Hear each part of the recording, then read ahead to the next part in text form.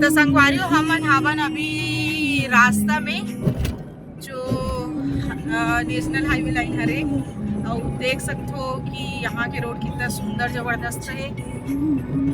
और हमार डॉगी भैया भी साथे साथ चलत हमार मन के जेकर नाम हरे बुज्जी।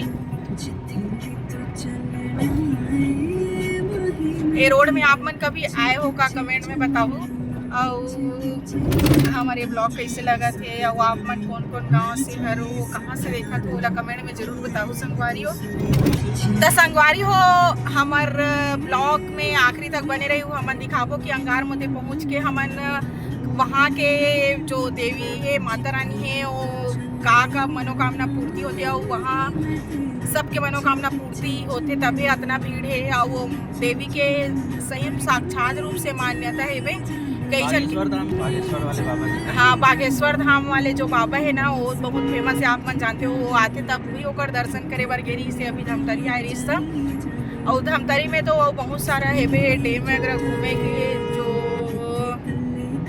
गंगरेल डैम है, अंगारमती है और विंध्यवासिनी माता के मंदिर है और बिलई माता मंदिर भी बोलते हो ना। और अगर आप मन धमतरी गए हो और विंध्यवासिनी मंदिर नहीं गए हो तो आप मन धमतरी जाना अधूरा माने जाते। आप मन बहुत सारा आदमी के मुंह से सुने भी हो। और है रुद्रेश्वर महादेव वो भी बहुत फेमस है वहाँ के।